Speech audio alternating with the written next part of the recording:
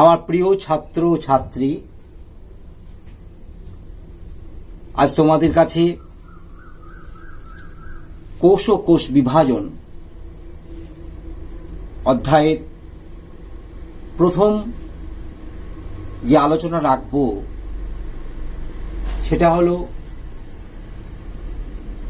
কোষ বিভাজনের কারণ এবং ইন্টারফেজ দশা, যা কোষচক্রে একটা প্রধান দশা, সেটা নিয়ে আলোচনা করব। প্রথমে আসি কোষ বিভাজনের কারণ, যাকে বলা হয় কজেস অফ সেল ডিভিশন। এর কারণগুলো আলোচনার আগে কোষটা কি, এটা একটা সাধারণ আইডিয়া আমাদের নিতে হবে। কোষটা হলো, আর প্রত্যেকেই জানি যে সরলতম জীব থেকে শুরু করে জটিলতম জীব পর্যন্ত তার দেহ গঠিত হয় কোষ দিয়ে, যাকে সংখ্যাকারে বলা যায় প্রবেদক পর্দাবেষ্টিত প্রোটোপ্লাজম সমন্বিত স্বপ্রজননশীল যা জীবদেহের গঠনগত কার্যগত একক, তাকে বলে কোষ। তার প্রশ্ন হলো, এই কোষের বিভাজন দরকার কেন? জীবের উন্নতির সাথে সাথে, জীবের অভিব্যক্তির সাথে সাথে কোষের যেমন অভিব্যক্তি ঘটেছে, তেমনি কোষের সংখ্যাও বৃদ্ধি হয়েছে। এই সংখ্যা বৃদ্ধির কারণে আমরা সমগ্র জীবজগৎকে এককোষী এবং বহুকোষী, যাকে ইউনিসেলুলার এবং মাল্টিসেলুলার অর্গানিজম বলে বলা হয়, তাও সৃষ্টি হয়েছে। আর এটাও জেনে নিতে হবে, ইউনিসেলুলার অর্গানিজম থেকেই মাল্টিসেলুলার অর্গানিজমের উৎপত্তি, যাকে আমরা বলি বিবর্তনের ধারাবাহিকতায় সরল থেকে জটিলতম জীবের আবির্ভাব। তাহলে সেই জন্যই আজকের বিষয় যেটা আমি বলতে যাচ্ছি, কজেস অফ সেল ডিভিশন, অর্থাৎ কোষ বিভাজনের কারণগুলি কি কি হতে পারে। আমরা যদি পয়েন্ট করি, আলোচনা করি, তাহলে দেখতে পাবে প্রথমেই তোমাদের যেটা বলা হয়েছে বা আমি লিখেছি, যেটা নিউক্লিয় সাইটোপ্লাজমিক রেশিও অর নিউক্লিয় সাইটোপ্লাজমিক অনুপাত। কোষের গঠনে নিউক্লিয়াস এবং সাইটোপ্লাজম নিয়ে আবরণ বেষ্টিত হয়ে তৈরি হয় প্রোটোপ্লাজম। এটা আমরা আগেই বললাম কোষের সংজ্ঞাতে। তাহলে কি এমন ব্যাপার যেখানে নিউক্লিয়াস, নিউক্লিয় এবং সাইটোপ্লাজমিক রেশিওর কোষ বিভাজনের এক প্রধানতম কারণ বলে বলা হয়। নিউক্লিয়াস কোষের কার্যকারিতা নিয়ন্ত্রণ করে, আমরা সকলেই জানি। নিউক্লিয়াসের আয়তন বৃদ্ধি পায় না, কিন্তু কোষ বৃদ্ধির সাথে সাথে সাইটোপ্লাজমের আয়তন যখন বৃদ্ধি পায়, এবং তখনই নিউক্লিয়াস ও সাইটোপ্লাজমীয় আয়তনিক অনুপাত হ্রাসপ্রাপ্ত হয়, ফলে কোষ বিভাজন উদ্দীপিত হয়। Clear point. 2 নম্বর পয়েন্ট, দেখো তোমাদের কাছে দেখানো হয়েছে মাইটোজেন। মাইটোজেন এটা কি জানতে হবে। মাইটোজেন হলো কোষ বিভাজনে উদ্দীপনা প্রদানকারী এক পদার্থ বা এক ধরনের পদার্থ সমূহ।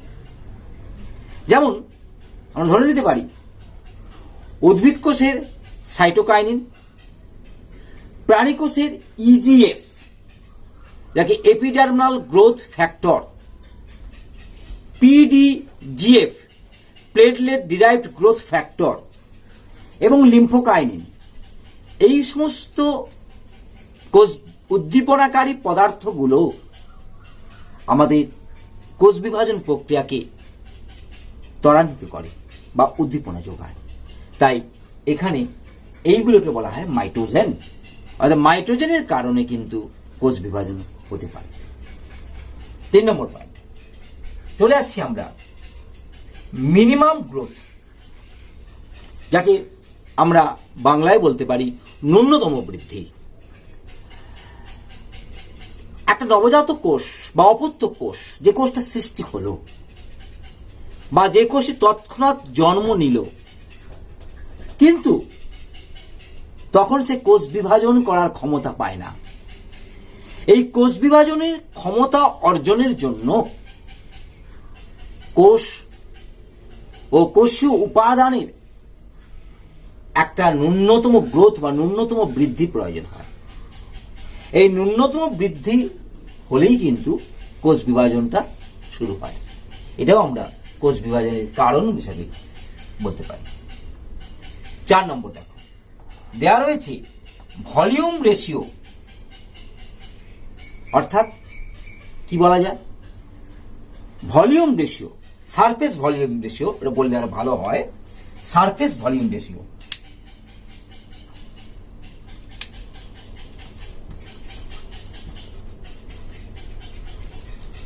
অর্থাৎ পৃষ্ঠতল আয়তন বৃদ্ধি।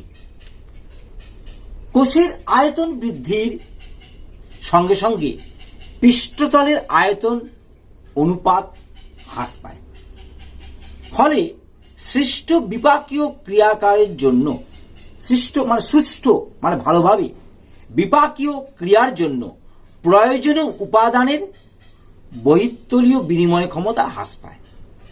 পৃষ্ঠতল আয়তন অনুপাত একটি সংকট মাত্রায় যখন পৌঁছয়, তখনই কোষ বিভাজনের জন্য প্রস্তুতি হয়। তাহলে এই যে কারণগুলো বললাম, এগুলি আমরা আপাতত বলতে পারি কোষ বিভাজনের কারণ হিসাবে রাখা যেতে পারে। এবারে আমি যে আলোচনায় আসব, কোষ বিভাজন প্রক্রিয়াটা হচ্ছে কোষের একটা ঘটনা মাত্র। এই কোষ বিভাজন প্রক্রিয়া হওয়ার আগেই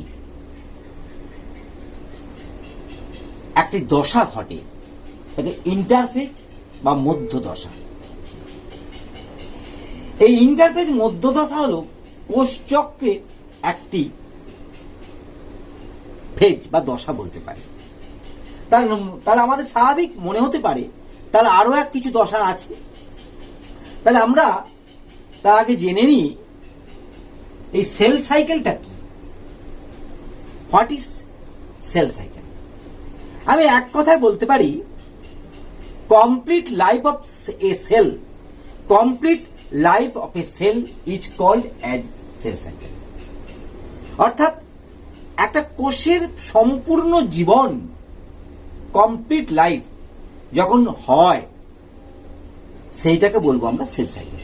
তাহলে একটা সেল লাইফ তখনই কমপ্লিট হবে, ধরা যাক একটা সেল জন্ম নিল বা কোষ জন্ম নিল, সে কিন্তু কমপ্লিট লাইফ তার হলো না, শুরু হলো মাত্র। এইবার জন্ম নেওয়ার পর অপত্য কোষ ধরে নিয়েছি আমরা। এই অপত্য কোষটা যখন সে আবার একটি বা দুটি বা চারটি, যাই হোক, কোষের জন্ম দিতে পারবে, জনিত্রী কোষে যখন রূপান্তরিত হবে, অতঃপর কোষ যখন জনিত্রী কোষে রূপান্তরিত হয়ে কোষে আবার নতুন কোষে জন্ম দিতে পারবে, তার লাইফ তখন তার কমপ্লিট হলো, জীবন তখন তার কমপ্লিট হলো। তাই বলা হয় complete life of a cell is called as cell cycle. তাহলে দেখে নিতে পারি, এখানে আমরা আলোচনা রাখতে পারি যে সেল সাইকেলকে বা কোষ চক্রকে আমরা দুটো ফেজে ভাগ করতে পারি, দুটো দশায় ভাগ করতে পারি। সে দুটি দশা কি? প্রথম যে দশাটি বলা হয় ইন্টারফেজ। কারণ আমি একটু আগেই সেল ডিভিশনের কারণে বলেছিলাম যে কোষের ন্যূনতম বৃদ্ধির প্রয়োজন হয় সেল ডিভিশন হতে গেলে। তাহলে যখন সে কোষটা জন্ম নিল, এই জন্ম নেওয়ার পর কোষ একটা যে পরবর্তী জন্ম দেওয়ার ক্ষমতা অর্জনের জন্য একটা দশা লাগে, যে দশাতে তার দেহের আয়তন বৃদ্ধি এবং সামগ্রিক কোষীয় অর্গানিজমগুলোর বৃদ্ধির সংখ্যা বৃদ্ধি, ডিএনএ সিনথেসিস যা বলি না কেন সেগুলি ঘটতে থাকে, তখন সেই দশাকে বলছি ইন্টারফেজ। তাহলে ইন্টারফেজ এভাবে বলা যেতে পারে যে দিস ইজ দ্য ফেজ বা this is middle stage of cell cycle. Middle stage বললাম কেন? তাকে মনে করো দুটো, বিকজ বলা যায় because this occurs one interphase between two division, অর্থাৎ একটা ইন্টারফেজ দশা দুটো ডিভিশনের মধ্যভাগে অবস্থান করছে, তাই ইন্টারফেজকে বা বাংলায় বলছি মধ্যদশা। এই ইন্টারফেজের কতগুলি আবার সাব স্টেজ আছে বা সাব ফেজ রয়েছে। সাব ফেজগুলি কি কি একটু জেনে নিই। আসা যাক G1 ফেজ, 1 নম্বর দশা G1 ফেজ, যাকে বলা হয় প্রি ডিএনএ সিনথেসিস ফেজ, বাংলায় বলা হয় প্রথম বৃদ্ধি দশা। এই প্রথম বৃদ্ধি দশার ঘটনাগুলি কি কি হয়? প্রথম বৃদ্ধি দশা মানে ফার্স্ট, সে জন্ম নেওয়ার পর প্রথম ইন্টারফেজ দশা থাকাকালীন প্রথম বৃদ্ধি দশাতে কি ঘটায় সে, এই সময় কি করে? During the first stage or G1 phase বা গ্যাপ 1 ফেজে বলা হয়, অর্থাৎ কি করছে এখানে? Number of cell organelles increases, cell clear, অর্থাৎ অনেক কোষীয় অঙ্গাণুর বৃদ্ধি ঘটায় এখানে। দ্বিতীয় কি বলতে পারি? Various types of RNA or different types of RNA, নানা ধরনের আরএনএ সাইটোপ্লাজমে যে আরএনএ গুলো তারও সংখ্যা বৃদ্ধি ঘটায়। আর কি ঘটতে পারে? ডিউ টু এবিলিটি, অর্থাৎ তার কোষীয় অসমর্থতার কারণে প্রোটিন সিনথেসিস এবং পলিপেপটাইড চেইন তৈরি করা ইত্যাদি কাজগুলো কিন্তু G1 ফেজে ঘটতে থাকে। ক্লিয়ার? পরবর্তী যে দশা ইন্টারফেজের সেটা বলা হলো S phase or DNA synthesis phase বা সংশ্লেষ দশা। এই দশা একটা খুব গুরুত্বপূর্ণ দশা, সংশ্লেষ বা সিনথেসিস ফেজ, ডিএনএ সিনথেসিস। এই দশাতে কি হয়? Replication of the DNA or the replication of nuclear DNA and synthesis of the histone protein plays in interphase, অর্থাৎ হিস্টোন প্রোটিনের সিনথেসিস এবং ডিএনএ সিনথেসিস ঘটে এই দশাতে। দ্বিতীয় 3 নম্বর দশা যাকে বলে G2 ফেজ বা পোস্ট ডিএনএ সিনথেসিস ফেজ বা শেষ বৃদ্ধি দশা। পোস্ট ডিএনএ সিনথেসিস ফেজ এটাকে বলা হয় যে final preparation of the cell division, অর্থাৎ সেল ডিভিশনের শেষ প্রস্তুতি দশা G2 ফেজকে বলা যায়। এই দশাতে বিপাকীয় হার প্রচন্ড হারে বৃদ্ধি পায়, কারণ সে এর পরেই সে মাইটোটিক ফেজে প্রবেশ করে। সেল সাইকেলের আরেকটি যে দশা ছিল এটা ইন্টারফেজে পরবর্তী স্টেজ মাইটোটিক ফেজ বা বিভাজন দশা।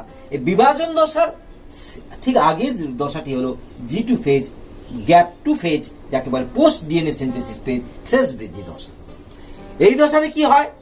যে preparation of the cell division, preparation of cell ডিভিশনের জন্য প্রস্তুতি নেয়। এই দশাতে স্পেশাল নাম্বার অফ আরএনএ বা আদার্স নিউক্লিয়ার অর্গানিজম বা অন্যান্য সেল অর্গানালিসের সংখ্যা বৃদ্ধি ঘটে। যাবতীয় কার্যাবলীগুলো এই দশাতে সংগঠিত হয়।